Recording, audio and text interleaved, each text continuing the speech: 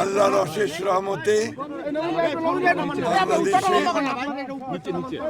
আমরা এই জাতীয় সংসদ নির্বাচন একটা শুভ দিন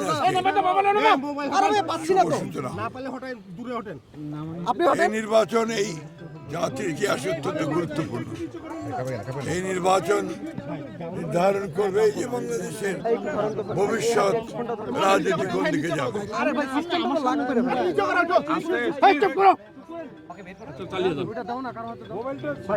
বাংলাদেশের যে গণতন্ত্রের যাত্রা নতুন শুরু হলো আজকে। আমরা আশা করি এই পথ মসৃণভাবে আগামী দিনগুলোতে মানুষের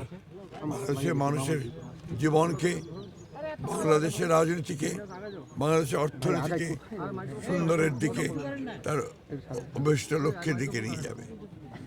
আমরা আজকে অত্যন্ত আনন্দিত যে আজকে এই দিনটি অনেক বাধা বিপত্তি পেরিয়ে, অনেক রক্তপাতের মধ্য দিয়ে, অনেক আত্মত্যাগের মধ্য দিয়ে আজকের এই দিনটি শুভ সূচনা হয়েছে।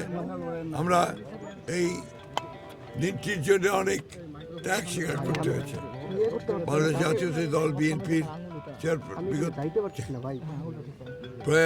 প্রয়াত চেয়ারপারসন দেশনেত্রী বেগম খালেদা জিয়া দীর্ঘ আন্দোলনের পরে তিনি আমাদের ছেড়ে চলে গেছেন। তিনি ত্যাগ স্বীকার করে গেছেন। লক্ষ লক্ষ মানুষ পুলিশের হাতে নির্যাতিত হয়েছে, গুম হয়েছে, নির্যাতিত হয়েছে, হত্যা হয়েছে।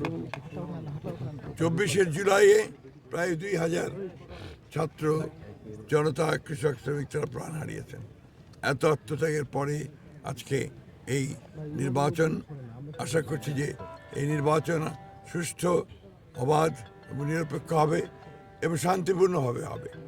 সকলের অংশগ্রহণের মধ্য দিয়ে আমাদের প্রত্যাশা এই নির্বাচন বাংলাদেশের জন্য একটা নতুন অধ্যায় শুরু করবে, সেই প্রত্যাশাই আজকে রয়েছে। স্যার, গতকাল আমরা দেখলাম যে বিভিন্ন জায়গায় সংঘর্ষের ঘটনা ঘটেছে।